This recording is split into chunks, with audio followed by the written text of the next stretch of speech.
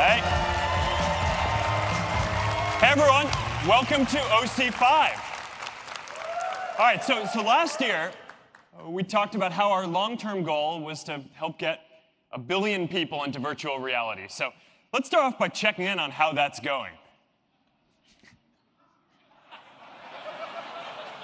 All right. Now, we have the saying at Facebook that the journey is 1% finished. And in this case, maybe not even quite. But I'm confident that we're going to get there, because just imagine all the ways new kind of digital experience. And we're getting closer and closer to beginning, where developers can afford to build high-quality experiences because there are enough people who are using these platforms who are going to pay for the content. Now, I guess the second or the third problem, if you will, is that we need to build a product with a form factor that is comfortable, that you can take with you anywhere you go, and that is powerful enough to run any experience we want. So, all right, let's go talk about the ecosystem first. All right, so right now, there are thousands of titles for VR. There's everything from art to social VR to live music. It's a broad enough range, so if you have a cousin who's into dinosaurs, or a grandma who's into strategy games, who is an awesome grandma, then there's going to be something for them in VR. But right now, a lot of this is indie development. Right? A lot of it is still funded directly by us to help get the ecosystem started. Some of it is big studios exploring, even if it's not profitable yet. So the big question is, what is it going to take for it to be profitable for all developers to build these kind of large efforts for VR? And to get to that level, we think that we need about 10 million people on a given platform. Right? So that's the threshold where the number of people using and buying VR content makes it sustainable and profitable for all kinds of developers. And once we get to and cross this threshold, then we think that the content and the ecosystem are just going to explode. Now, importantly, this threshold isn't 10 million people across all different types of VR. Because if you build a game for Rift, it doesn't necessarily work on Go or PlayStation. Right? So we need 10 million people on each platform. So with this in mind, we're now directing our roadmap so that future versions of the products that we build are going to be compatible with the current ones. So when we release the new version of Rift, which isn't today, by the way, all of the content that works for Rift is going to work on that next version too. So this means that every generation of what we build is going to build towards this threshold. And once we get there, we think that the content and the activity in the ecosystem is just going to really take off. All right. Now, in addition to the ecosystem, we also have to make progress on the form factor. Now, if we're building products that are going to run similar content across generations, then that means that we need to lock in certain key decisions now, like what the input is going to be.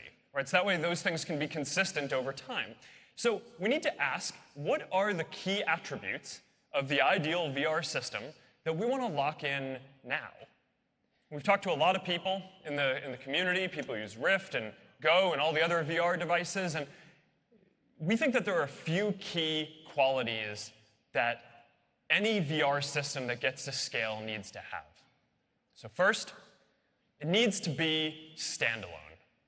It's that way there are no wires. Yeah. That way there are no wires that are going to break your feeling of presence or anything like that, and you're going to be able to take it with you. All right, second, it's got to support hands, right? Because that's going to be how we interact with people and objects in a natural way in virtual reality. And third, it has to offer 6 degrees of freedom. So you can not just walk around or look around, but you can also walk around and move through a virtual space just like you would in a physical one. All right, so if we can bring these 3 qualities together into one product, then we think that that is the foundation for the ideal form factor for VR. So we've been working on this for years now. And at Connect, for the past couple of years, you've heard me talk about Project Santa Cruz. And today, we have some news for you. I am excited to announce Oculus Quest.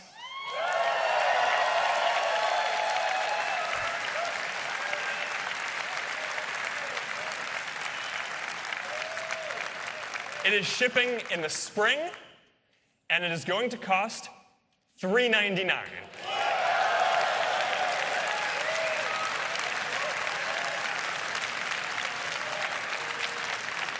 This is it. This is the all-in-one VR experience that we have been waiting for. It's wireless, it's got hand presence, 6 degrees of freedom, and it runs Rift-quality experiences.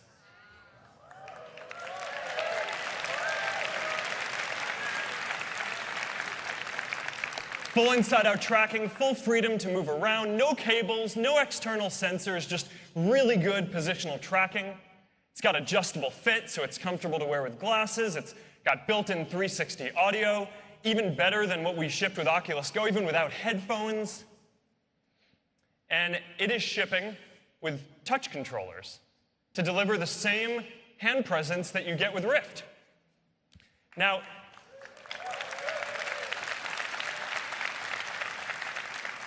I want to take a moment to thank all of you who gave us feedback on this, because you might know that when we started working on this, we were actually planning on building a different input device. But because we got so much feedback that the input should be the same as Rift, we went with touch.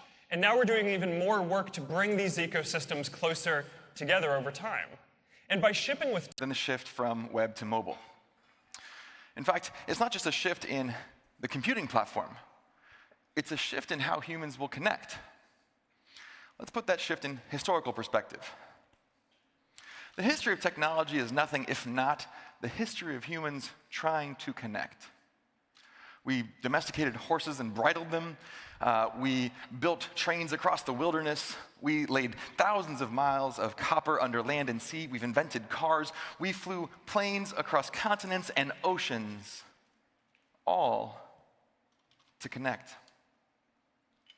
Facebook itself is nothing if not a small step forward in that grand imposed on us by physics than the phone.